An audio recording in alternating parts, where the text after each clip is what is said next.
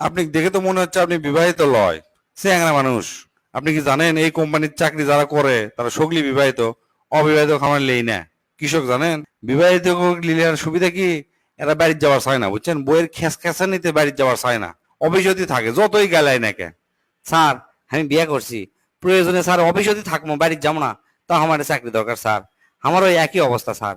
আমার না ইন্টারভিউ নেন, আমি আপনি এটি চাকরি করতে চাচ্ছি। ঠিক আছে লেন, আপনি বউ লেটা রচনা করেন, যদি সুন্দর করে কভার পারেন তাহলে আপনি চাকরি কনফার্ম। স্যার খবর পাবো পাবো না মানে? আমার নিজের অভিজ্ঞতা আপনি করছি শোনেন। বউ হচ্ছে একটা গৃহপালিত প্রাণী, এরা গিন্নি নামে পরিচিত। অনেকে গৃহিণী কয়, অনেকে বাড়িয়ালি কয়, এক একজন এক একটা কয়। এরা সাধারণত মানুষের লাগানতেই দেখতে, দুটা হাত আছে, দুটা পাও আছে, লাক আছে, দুটা কান আছে, সবই আছে। তবে জিনগত কারণে মানে এরা চাপা নামে একটা জিনিস বেশি পাচ্ছে, বুঝছেন? চাপাটা হচ্ছে কি, এই বউগুলা পাশের বাড়ির ভাবি কিংবা ধরেন সোল আছে, সোলকলে স্ক্রোত গেছে, স্ক্রোত যাতে বসে থাকা লাগে, দেখবেন যে অন্যান্য ভাবিরা আছে, একের সাথে যে চাপাটা মারে মনে করেন জীবনেও কোনো ছেলের দ্বারা সম্ভব নয়। একক যদি হিন্দি সিরিয়াল দেখবার বসবার দেন, তখন যদি কন চলো কেএফসি থেকে তোমাকে মুরগি খিলাই, এরা উঠবেই না। দরকার নাই মুরগি, কিন্তু হিন্দি সিরিয়াল দেখাই লাগবে। এরা স্বামীর সাথে যদি কেসাল লাগে, বুঝছেন, মানে কেসালও যদি জিততে না পারে, জিতার আগ পর্যন্ত এরা চিল্লাতে থাকবে মনে করেন। মানে স্বামীর মান সম্মান থাক বা না থাক, বংশের মান সম্মান থাক বা না থাক, সংগ্রাম চালিয়ে যাবে মনে করেন। আবার কথায় কথায় করবি কি, বাপের বাড়ি যাওয়ার আপনি আলটিমেটাম দিবি, বুঝছেন। আর একটা বাণী চিরন্তনী তো আছেই, অকের মুখ সবসময় লাগে থাকে। সেটা হচ্ছে যে তোমার সাথে বিয়ে করে আমার জীবনটা শেষ। তুমি জানো আমার জন্য কত ডাক্তার ইঞ্জিনিয়ার লাইন ধরে আমার পিছে পিছে ঘুরছে, কিন্তু তা করে আমি পাত্তা দিইনি। কলেজে কত প্রেমপত্র পাইছি, মানে আমি নায়িকা আসলো নায়িকা, টাইম দেয়নি কাকু। শেষে এসে তোমার মতো রাম ছাগলক আমার বিয়ে করা লাগলো।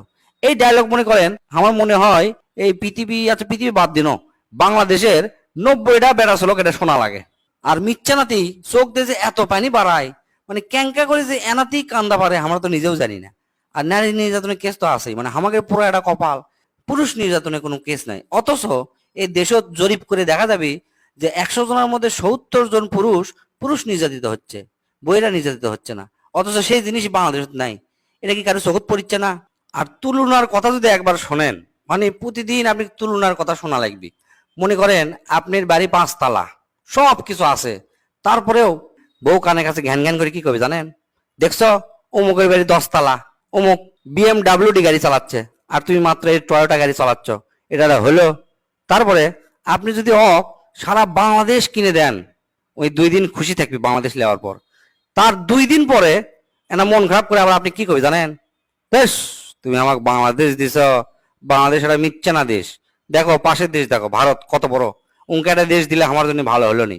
মানে জীবনেও আমাকে কোনোদিন মন ভরান পারবেন না। এরই নাম হচ্ছে বউ, এটাই হচ্ছে বইয়ের রচনা। ভাই আপনি এটা কি রচনা শুনালেন?